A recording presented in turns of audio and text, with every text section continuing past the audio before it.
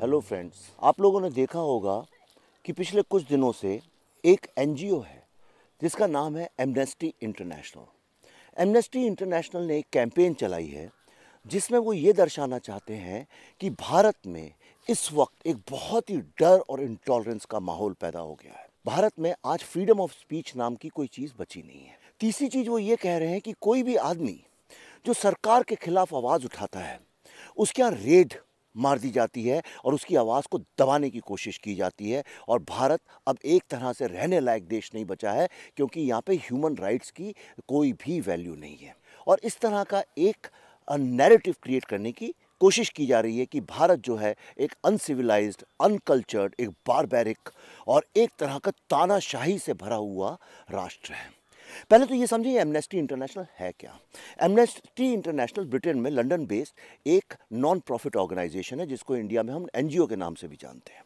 ये विश्व के कई सारे राष्ट्रों में काम करती है, खास तौर पे ह्यूमन राइट्स के विषय में। भारत में ये कई सालों से काम कर रही है, जिसको आकार पटेल एक जर्नलिस्ट हैं जो इसको हेड करते हैं। एमनेस्टी इंटरनेशनल ने 2010 में जब यूपीए की सरकार थी, यूपीए की सरकार ने इनका एफसीआरए का जो लाइसेंस होता है, एफसीआरए एक ऐसी स्कीम है जिसमें एनजीओज, नॉन प्रॉफिट ऑर्गेनाइजेशंस, ये बाहर से, विदेश से पैसा मंगा सकती हैं फॉरेन करेंसी में, जिसको राष्ट्र में यूज़ कर सकती हैं अच्छे काम करने के लिए। इनको इसकी परमिशन नहीं मिली थी। और मैं आपको ये बता दूं ये परमिशन क्यों नहीं दी जाती है। जब गवर्नमेंट्स को शक होता है कि ये पैसा जो है किसी इलीगल काम या टेररिज्म के काम या नक्सलिज्म के काम या कन्वर्जन के लिए यूज़ किया जाएगा और जो देश के हित में नहीं होगा, ऐसी एनजीओज़ को एफसीआरए नहीं दिया जाता है। तो इन लोगों ने एक चालाकी की, इनने एक ऐसा तरीका ढूंढा बाईपास सर्जरी की तरह, और इन लोगों ने गवर्नमेंट का जो एफसीआरए का लॉ है उसको बाईपास करके एक कंपनी खोल दी, एमनेस्टी इंटरनेशनल प्राइवेट लिमिटेड।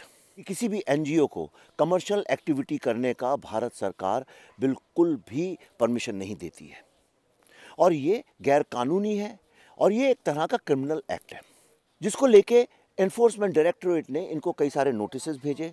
इनने उसका उल्लंघन किया और अंततः जब एनडीए की गवर्नमेंट आई और एनडीए की गवर्नमेंट के पास ये इंटेलिजेंस रिपोर्ट थी कि कई सारी एनजीओ जो हैं इस तरह के लॉस को तोड़ के, क्योंकि यूपीए की सरकार एक कमज़ोर सरकार थी और इस तरह के जो इंटेलेक्चुअल टाइप के जो जर्नलिस्ट लोग थे, इन लोगों को शह देती थी। और इसीलिए जो आप देखिए विदेशी एनजीओज़ जो हैं वो इस तरह के लोगों को अपना हेड बनाते थे ताकि वो अखबारों में लिख सकें, एक नैरेटिव क्रिएट सकें, सरकार पे प्रेशर डाल सकें और किसी तरह से गवर्नमेंट को एक्सटॉर्ट करके उनकी पॉलिसीज़ अपने फेवर में बना सकें।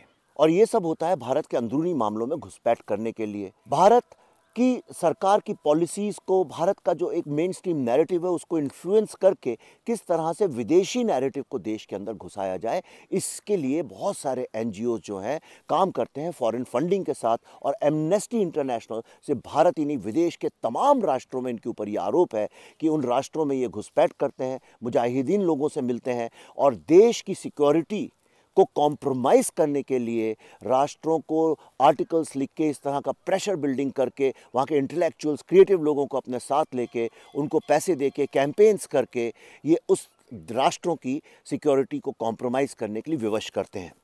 यही इनका एकमात्र एजेंडा है। ह्यूमन राइट्स के नाम पे यस करते हैं, मैं ये नहीं कह रहा हूँ अच्छा काम नहीं करते होंगे, लेकिन ये मुजाहिदीन लोगों से भी मिलते हैं, इस बात को भी इग्नोर नहीं किया जा सकता है। भारत में अर्बन नक्सलिज्म में और बस्तर में चलने वाली नक्सलिज्म में एमनेस्टी इंटरनेशनल का एक डायरेक्ट रोल पाया जाता है, इससे भी इनकार नहीं किया जा सकता है।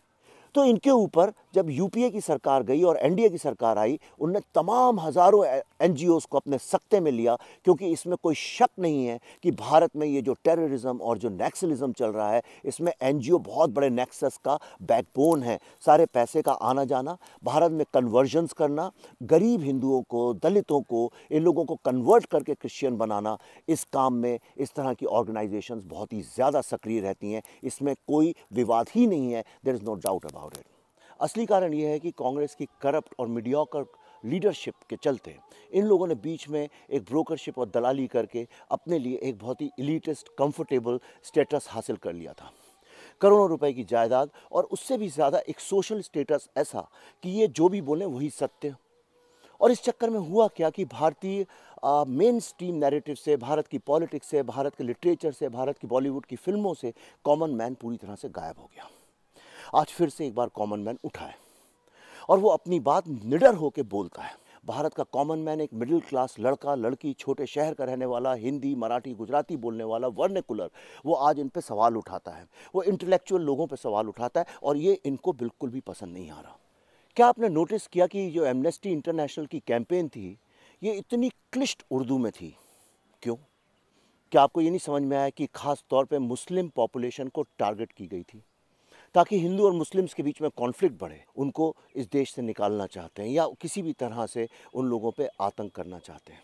ये हिंदू और मुस्लिम के बीच में कॉन्फ्लिक्ट क्रिएट करने के मकसद से खड़ी की गई थी ताकि पूरे विश्व में एमनेस्टी इंटरनेशनल जाके ढिंढोरा पीट सके कि भारत में ह्यूमन राइट्स का इशू है और माइनॉरिटी का ख्याल नहीं रखा जा सकता है।